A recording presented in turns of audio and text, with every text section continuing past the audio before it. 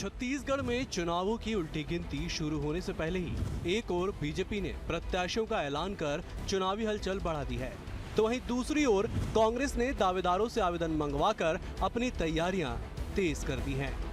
कांग्रेस ने दावेदारों के द्वारा आवेदन देने का समय बीतने के बाद जो आंकड़े सामने आए हैं वह नेताओं का टेंशन बढ़ाने के लिए काफी माने जा रहे हैं।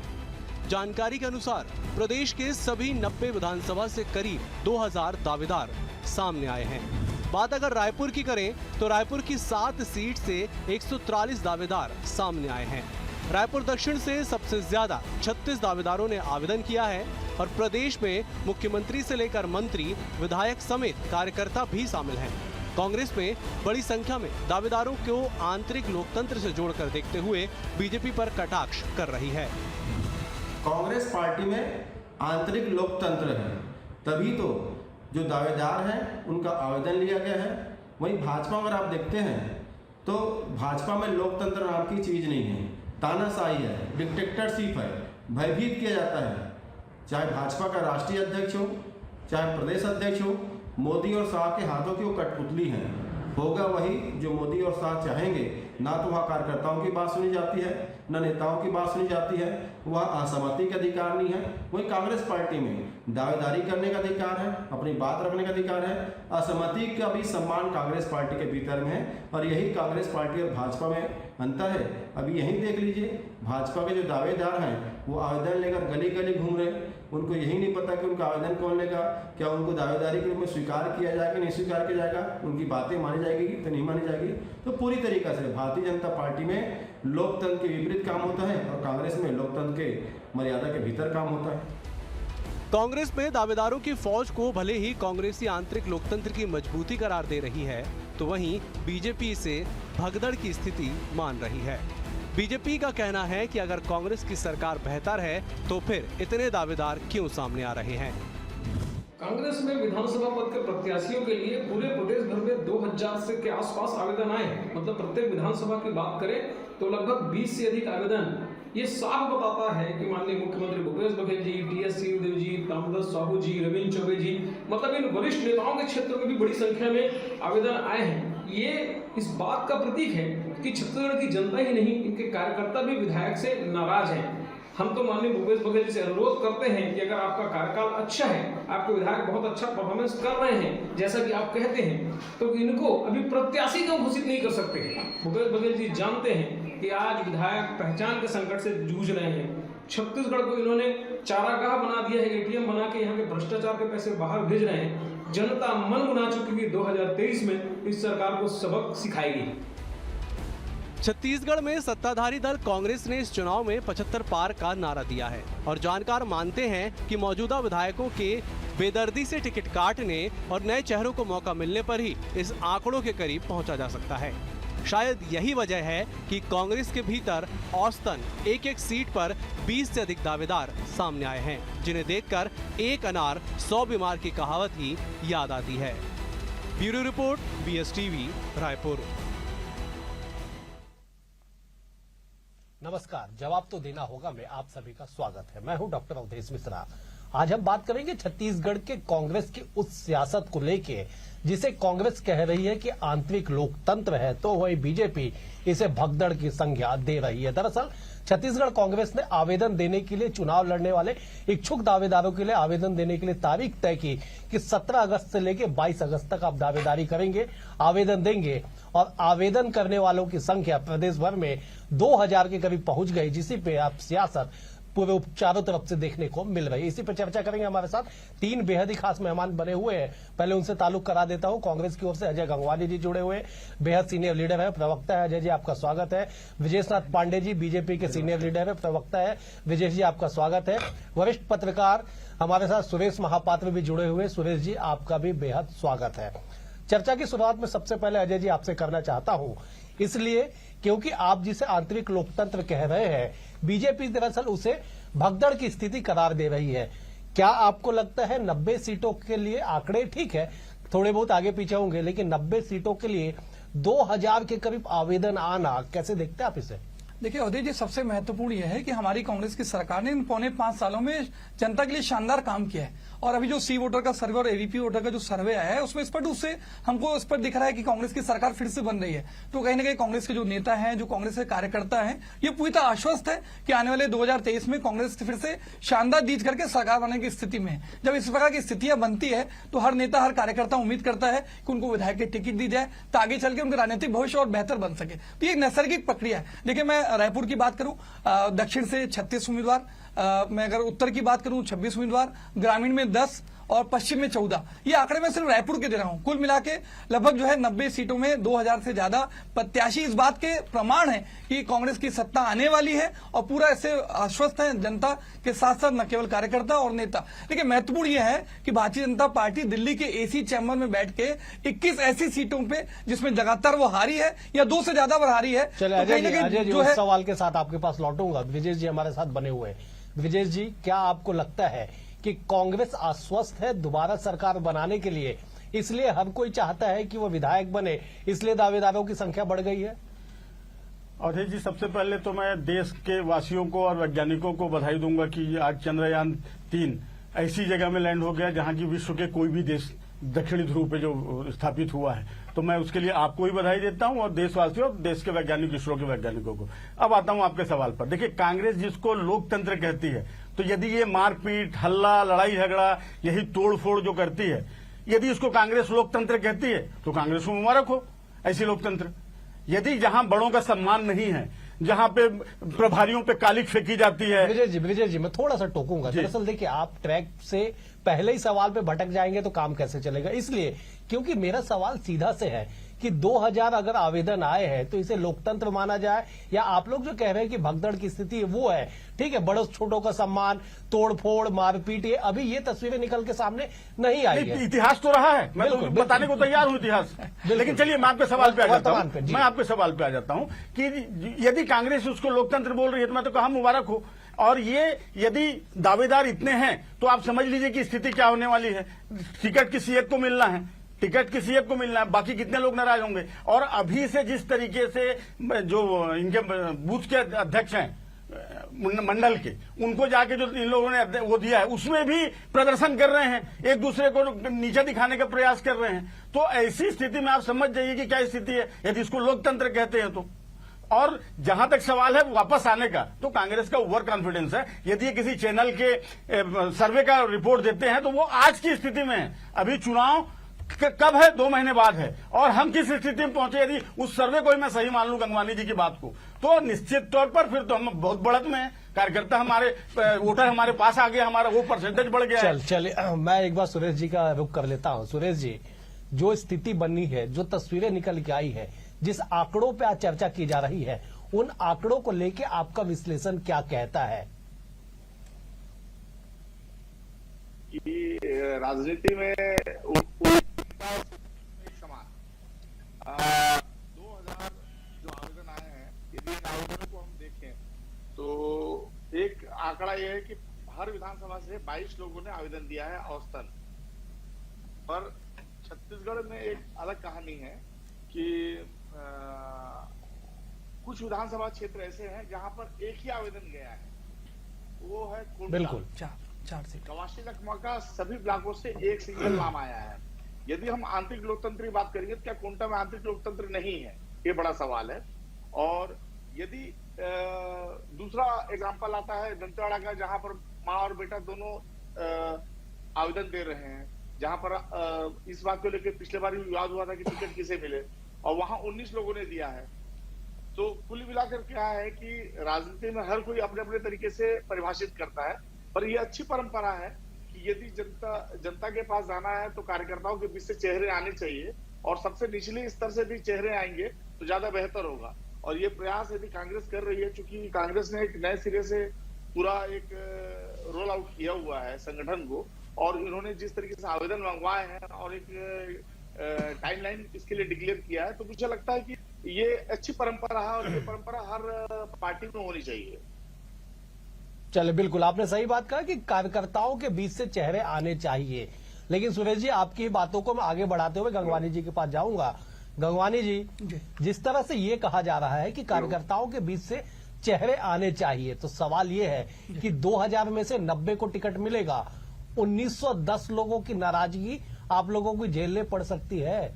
देखिए उदय जी, बहुत अच्छा प्रश्न है आपका। देखिए सबसे पहले सुरेश महापात्र जी वरिष्ठ पत्रकार हैं, उन्होंने बहुत अच्छी बात की। मैं उनकी बात को अंडरलाइन करना चाहता हूं कि कांग्रेस पार्टी में पूरी तरह आंतरिक लोकतंत्र है। हमारा जो प्रोसेस है वो समझाना बताना चाहूंगा आपको कि कोई भी अगर आवेदन है तो ब्लॉक कांग्रेस कमेटी के पास जाएगा। 26 अगस्त तक ब्लॉक कांग्रेस कमेटी जो है 5 लोग का पैनल जो है जिला कांग्रेस कमेटी के पास भेजेगी। जिला कांग्रेस कमेटी 3 लोगों का पैनल पीसीसी के पास, उसके बाद स्क्रीनिंग कमेटी पे चर्चा और फाइनल। देखिए सबसे महत्वपूर्ण है कांग्रेस पार्टी में कोई भी निर्णय सभी लोगों से चर्चा के बाद, सलाह मशवरे के बाद, गहन मंथन के बाद लिया जाता है। आज दिल्ली के एसी चैम्बर में जिस प्रकार से नरेंद्र मोदी और अमित शाह जी ने बैठ के 21 लोगों की टिकट घोषित कर दी, ये महत्वपूर्ण अंतर है भारतीय जनता पार्टी और कांग्रेस में, क्योंकि सारे लोग से चर्चा के बाद निर्णय लिया जाएगा। देखिए सबसे महत्वपूर्ण है, लगातार भारतीय जनता पार्टी के नेता इस बात को अंडरलाइन कर रहे हैं कि हम 21 लोगों को प्रत्याशी पहले घोषित करके हम बढ़त में है, जबकि ये पूरी गलतफहमी है। जो 21 सीटें घोषित कर गई है वो स्पष्ट रूप से न केवल कि इनका आला कमान, यहाँ के नेता स्वीकार करें 21 सीट हार रहे हैं। दूसरा सबसे महत्वपूर्ण है कि माननीय मोदी जी आज दिल्ली के लाल किले से परिवारवाद की बात करते हैं। जब टिकट की घोषणा होती है, ये वही विक्रांत सिंह है, रमन सिंह खुद विधायक चुनाव लड़ेंगे, इनका पुत्र सांसद चुनाव लड़ेगा, इनका भांजा जो है खैरागढ़ से विधायक चुनाव लड़ेगा। अगर एक ही परिवार से 3-3 लोगों को टिकट देंगे तो क्या भारतीय जनता पार्टी के बाकी कार्यकर्ता सिर्फ झंडा उठाने और नारा पहनाने के लिए है? तो ये दोहरा चित्र इनका दिखता है। दूसरा देखिए सबसे महत्वपूर्ण यह है कि हमारी जो लोकतांत्रिक प्रक्रिया है, पूरा हर स्टेट में निर्णय लेने के बाद टिकट घोषित की जाएगी। और देखिए लगातार बात सी वोटर की नहीं है। आज जो हमने 36 बिंदुओं का घोषणा पत्र का वादे किया, हमने 34 बिंदुओं के वादे पूरे किए, लेकिन कहीं ना कहीं भारतीय जनता पार्टी छत्तीसगढ़ में ED, ID, income tax, CBI के दम पे चलाना चाहती है। 10 सेकंड ले रहा हूं मैं आपके आखिरी। आज माननीय भूपेश बघेल जी का जन्मदिन है, एक ऐसे मौके पे भी टारगेटेड रूप से आज उनके ओएसडी पे, उनके करीबी पर जिस प्रकार से ईडी कार्रवाई कर रहा है। पहले भी अमित शाह के दौरे होते हैं, जब रायपुर का दौरा होता है कार्रवाई होती है लगातार, चाहे माननीय मोदी जी का दौरा हो, अमित शाह जी का दौरा हो, हमारा राष्ट्रीय महाधिवेशन हो, ये लगातार जिस प्रकार से हमारी सरकार की इमेज खराब करने का प्रयास किया जा रहा है। लेकिन ईडी जितने छापे मारेगा उतना छत्तीसगढ़ की जनता कांग्रेस के साथ होगी, क्योंकि जानती है। 30 सेकंड अजय जी, 30 सेकंड हो गए। विजय जी मैं आपके पास लौटूंगा कि एसी चैम्बर में बैठ के आप लोगों ने टिकट का ऐलान कर दिया, कांग्रेस ने यह तय कर दिया कि वो 21 चेहरे हारेंगे जिसका आपने ऐलान किया है। देखिए कांग्रेस की बहुत बड़ी गलतफहमी है। 2 बार उन्होंने यूज किया कि एसी कमरे में दिल्ली में बैठकर डिसाइड हो गया। मैं गंगवानी जी से पूछना चाहता हूं कि जिन कार्यकर्ताओं का 21 लोगों का नाम हुआ है, क्या वो भारतीय जनता पार्टी के कार्यकर्ता नहीं है? क्या वो छत्तीसगढ़ के निवासी नहीं है? या जिस विधानसभा से उनको डिक्लेयर किया गया है वो वहां के कार्यकर्ता नहीं है? और यहां से कौन कौन गया था? सिर्फ मोदी जी और अमित शाह जी ने डिसाइड नहीं किया? हमारे प्रदेश अध्यक्ष गए थे, हमारे विपक्ष के नेता गए थे, महामंत्री गए थे। ऐसा नहीं है, आखिर नाम कहीं ना कहीं लोगों के बीच से गया है। ऐसा डिसाइड यदि ऐसा होता तो जो बड़े नेता हैं जिनके नाम है उनको डिसाइड हो जाता। आपकी तरह नहीं। आज क्या ही घटना बता दूं अवधेश जी, अंबिकापुर में जिस तरह से खाद्य आयोग के अध्यक्ष हैं उनके बैनर पे कपड़ा लगा दिया गया है, मारपीट हुई है कांग्रेस के कार्यकर्ताओं के द्वारा। तो आप सोच लीजिए, इसको लोकतंत्र कहा जाता है, मारपीट को, लड़ाई झगड़ा को। मैं जवाब ले लेता हूं। अजय जी कह रहे कुछ कहना। देखिए बहुत महत्वपूर्ण है, आज मेरे मित्र इस बात को स्वीकार नहीं करेंगे। पाटन में लगातार विजय बघेल के दावे कर रहे हैं। आज पाटन में सबसे बुरी स्थिति है, वहां के कार्यकर्ता विरोध कर रहे हैं। एक ऐसा नेता जो कभी एनसीपी से चुनाव लड़ता है, 2 बार ऑलरेडी माननीय भूपेश बघेल से चुनाव हार चुके हैं, उसको जीतने का दावा कर रहे हैं। और ये न केवल छत्तीसगढ़ की बात है, आज 39 उम्मीदवार जो मध्य प्रदेश में डिक्लेयर किए हैं, आज ही की मीडिया में सारे जो समाचार पत्र की मुख्य न्यूज है कि वहां पे लगातार जो असंतोष फैल रहा है। आज कहीं ना कहीं दिल्ली पे बैठ के मैं छत्तीसगढ़ की बात कर देता हूं। देखिए 4 उम्मीदवार पे चर्चा कर लूं। सबसे पहले शेर की मान में जो बलि का बकरा जो बांधा गया है विजय बघेल, वो बुरी तरह से चुनाव हारेंगे। दूसरा इंदिरा प्रदर्शनी बैंक घोटाले के जो आरोपी हैं, आज नार्को स्टेट में उमेश सिन्हा ने स्वीकार किया 1 करोड़ की रिश्वत रामविचार नेताम को दी गई। ये वही नेता है जो गृह मंत्री रहते समय नक्सलियों को चंदा देने के लिए चर्चित रहे। ऐसे लोगों को आप टिकट देंगे? दूसरा हमारे नेता आज बोल रहे थे, हमारे भाजपा के नेता है देवीलाल ठाकुर जो हमारे जिला पंचायत के अध्यक्ष है, यूथ कांग्रेस के पदाधिकारी रहे। ऐसे नेताओं को आउटसोर्सिंग करके उनको टिकट देने का प्रयास करें। जो सिर्फ टवल है, जो अंतर्गल है, पुकुट गाजी जो भारतीय जनता पार्टी में देखिए। अजय जी आरोप आप पे लग रहा है कि आप गलत वक्तव्य दे रहे हैं। मैं एक बार जवाब ले लेता हूं, उसके बाद में सुरेश जी के पास जाऊंगा। विजय जी, गंगवानी जी ने रामविचार नेताम के लिए क्या कहा कि आरोपी हैं। मैं डंके की चोट पे कहता हूं कि आप साबित कर दीजिए। नार्को की सीडी में मेरी बात सुन लीजिए, जिम्मेदारी से बात तो कर रहा हूं। उमेश सिन्हा की नार्को की सीडी में स्वीकार किया उन्होंने। 1 करोड़ रुपए की रिश्वत दी।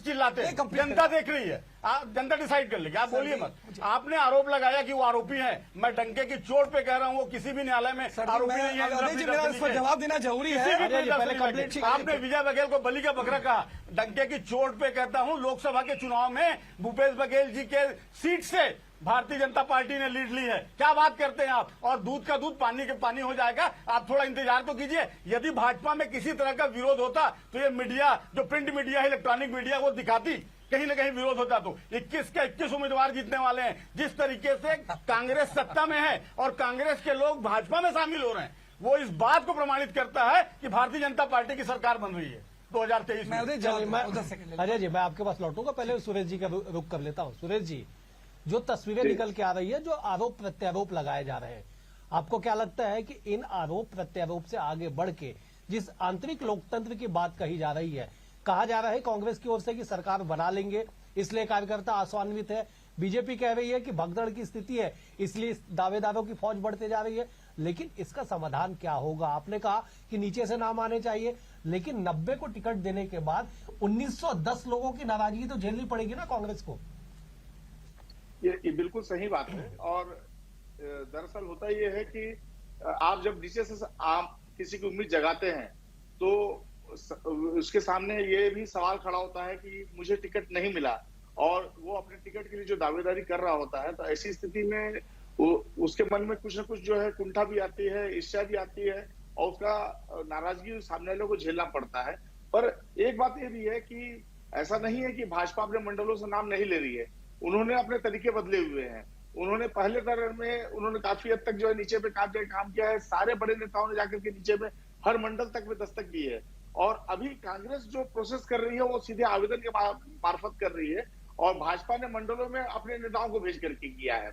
और इस तरीके से क्या है, कहीं ना कहीं जो नाम आ रहे हैं, जैसे मनीराम कश्यप है बस्तर से, मैं स्पेशली बता रहा हूँ, वो 2 बार के जिला पंचायत सदस्य रहे हैं और अभी जिला पंचायत उपाध्यक्ष है। और ये नाम हमारे लिए चौंकाने वाला भी था कि एक नाम बड़ा अचानक से कैसे आया। तो इसके पीछे रणनीति ये थी कि जो भाजपा के जो बड़े लीडर हैं वो लगातार हर विधानसभा क्षेत्र के अलग अलग जगह में दौरा कर रहे हैं और वहां से नाम लेकर के आ रहे हैं। और कांग्रेस ने इसके जस्ट विपरीत काम किया है। उन्होंने ब्लॉक को जिम्मेदारी दी कि आपके पास आवेदन आएगा और आप उसको प्रोसेस करके भेजेंगे। तो दोनों ने अपने अपने तरीके से लोगों से राय मशवरा किया हुआ है। लोकतंत्र की जमीन पे यदि खड़ा होना है तो अपने कार्यकर्ताओं के बूते ही खड़ा होना होगा, और जो कार्यकर्ताओं के साथ खड़ा होगा वही जीतेगा। बिल्कुल, आपने बिल्कुल सही कहा कि जो कार्यकर्ताओं के साथ खड़े होगा वही चुनाव जीतेगा। अजय जी, मैं आपके पास लौटूंगा।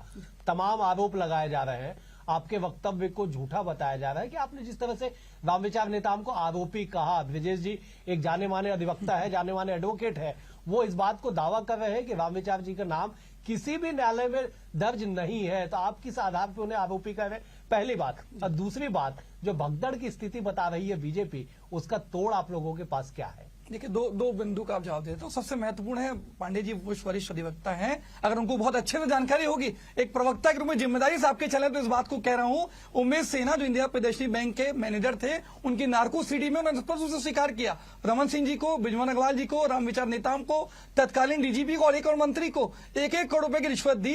लेकिन आखिर किसको बचाने के लिए पांडे जी बता दें कि जब नार्को की सीडी, जब चार्जशीट दाखिल की जाती है, वो नार्को की सीडी किसके इशारे पर आपने जमा नहीं की? ये चेतन का यहाँ पे नहीं है। आज जो 36 जगह का नान घोटाला होता है, 106 पेज की डायरी मिलती है, उसमें से 100 पेज गायब करके सिर्फ 6 पेज चार्जशीट के साथ दाखिल करते हैं। आज झीरम की जांच करते हैं तो इनके धर्मलाल कौशिक, नेता प्रतिपक्ष, जिनका दायित्व है कि भ्रष्टाचार घोटाले को पास करे, उसको जाके पीआई लगा के रोकने की साजिश करते हैं। तो ये इनका साजिश और षड्यंत्र जो रोकने का प्रयास है, आखिर किसके इशारे पर, किसको बचाने के लिए आप इस प्रकार की कार्रवाई कर रहे हैं, इस बात का जवाब पांडे जी को देना चाहिए। दूसरी बात, हमारा प्रत्येक कार्यकर्ता कांग्रेस का समर्पित सिपाही है। जिन भी उम्मीदवारों को हम फाइनलाइज करेंगे, बाकी हमारे कांग्रेस के कार्यकर्ता उसके साथ पूरी ईमानदारी से, पूरी तत्परता से उनका साथ देंगे। ये भारतीय जनता पार्टी और कांग्रेस का मूलभूत अंतर है। जवाब ले लेता हूं, विजेश जी जवाब देंगे।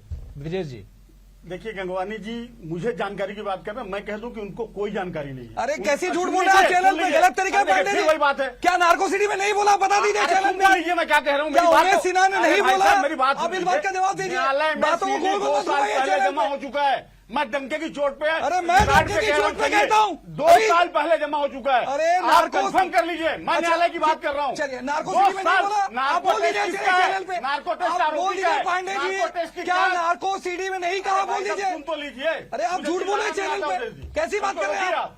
आप वरिष्ठ अधिवक्ता होने के बाद अजय जी, आप प्रवक्ता के रूप में झूठ ना बोलिए।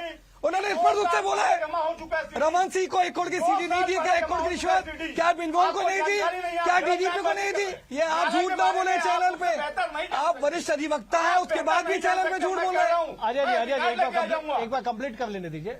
तो रहा सवाल, न्यायालय आप में 2 साल पहले सीडी जमा हो चुका है अवधेश जी, गंगवानी जी को जानकारी नहीं है। अच्छा, मुझे मैं बता अगली दीजिए। डिबेट में अजय जी, रिकॉर्ड अजय की जी, कॉपी, सर्टिफाइड कॉपी लेकर आ जाऊंगा, या आपको व्हाट्सएप कर दूंगा, आप कहेंगे तो। नार्को की सीडी में अजय नहीं जी, बोला। अजय जी, अवधेश जी, नार्को मेरा टेस्ट सवाल किसका हो रहा है? आपसे पूछ लीजिए, क्या नार्को की सीडी में नार्को में एक कौन है? रिश्वत की बात की या नहीं? पूछ लीजिए, सिन्हा, बैंक छत्तीस की किसका जनता है? समझ लेंगे इंदिरा गांधी कौन जी झूठ का बोला है, कौन सच कांग्रेस बोला के लोग है। डायरेक्टर आप बता दीजिए, क्या नार्को की सीडी में मुझे जो बीच में बोलता है, उनके अवसर में मैं चुप रहता हूँ, पूरा सुनता हूँ। पांडे जी, मेरे गलत बात नहीं। अजय जी, आप मुझे अवसर दे रहे हैं तो मुझे बोलने दीजिए। विजय जी आप कंप्लीट कर लीजिए, आप कंप्लीट कर लीजिए। अजय जी उनको रोकिए सुन बीच लीजिए, में। आप मेरी बात कंप्लीट हो जाए, उसके बाद काटिए, गलत बोल रहा हूँ। आप कंप्लीट कीजिए ना। जी जी। और दूसरी बात ये रही कि जीत का वो किसका जांच हुआ है? उमेश सिन्हा का। नार्को उमेश सिन्हा जी आरोपी हैं, और बैंक किसका था? सारे कांग्रेसियों का। अरे आपके अजय भाजपा जी, के नेता अजय झूठ जी, बोलते रहे, अजय जी, मैं अजय जी एक झूठ बोलेंगे और- तो विरोध और करेंगे। नार्को ये चाहते हैं झूठ बोलते हैं, मैं कुछ नार्को बोलूं टेस्ट नहीं। का आप बोलेगा, न्यायालय कंप्लीट कर में लेंगे। कोई महत्व नहीं है। अदरवाइज आज 4.5 साल तक आप बैठे हुए थे, क्या किया आपने? अरे इतने क्यों एसआईटी किया बनाया आपने? आपने, आपके धर्मलाल कितने कौशिक क्या बता भाजपा के दीजिए नेताओं चैनल के विरोध पे। अपराध छत्तीस की जनता को कितने बता SIT दीजिए बनाए आपने? कि धर्मलाल कौशिक क्यों जाते अजय जी, हैं। वो हमारा अजय जी, कानूनी अधिकार है। अजय जी, वो हमारा विजय जी, कानूनी अजय- अधिकार है। अजय आप जी, जाइए, ना। सुप्रीम कोर्ट अजय जाइए, जी, आपके भाजपा सुप्रीम के कोर्ट नेता जाइए। शामिल हैं। आपको किसने रोका है? अजय जी, विजय जी आपको सुप्रीम कोर्ट जाने से किसने रोका? जाइए आप। आज हमारी चर्चा इस विषय पे नहीं है, न ही तो नार्को की सीडी पे चर्चा है, न ही इंदिरा प्रियदर्शनी बैंक घोटाले पे चर्चा है। हम आज चर्चा कर रहे हैं कांग्रेस के भीतर दावेदारों की फौज पे। इस पे अगर चर्चा करेंगे तो बेहतर होगा। ठीक है, चुनावी समय है, तमाम विषय जो है सब सब्जेक्ट के रूप में निकल के आते हैं। मैं एक बार दोनों सुरेश जी चीजों का- को उन्होंने ही छेड़ा है। बिल्कुल बिल्कुल, मैं एक बार सुरेश जी का रुख कर लेता। सुरेश जी, तमाम आरोप प्रत्यारोप लगाए जा रहे हैं, आपको क्या लगता है कि जो स्थिति है वो कांग्रेस के लिए अनुकूल है? आंतरिक लोकतंत्र की बातें निकल के सामने आ रही है। देखिए, सबसे बड़ी बात यह है कि आंतरिक लोकतंत्र के आधार पे यदि हम बात करेंगे तो एक बात तो स्पष्ट है कि जो चीजें हमें सामने दिखाई देती हैं, पर्दे के पीछे वो वैसी ही होती है या नहीं होती है, कोई नहीं जानता। आज ही मुख्यमंत्री भूपेश बघेल जी का बालदास जी के मामले में बयान आया कि उन्होंने, बालदास जी ने मंत्री के सीट से टिकट मांगी थी और हम नहीं दे सकते थे क्योंकि वो अच्छा काम कर रहे हैं। इसका मतलब ये है कि सीएम साहब को ये पता है कि जो मंत्री हैं उन्हें टिकट मिल रही है, तो ऐसी स्थिति में जो आंतरिक लोकतंत्र चलो बिल्कुल बिल्कुल सुरेश जी, समय का थोड़ा सा अभाव है। सुरेश जी, समय का थोड़ा सा अभाव है।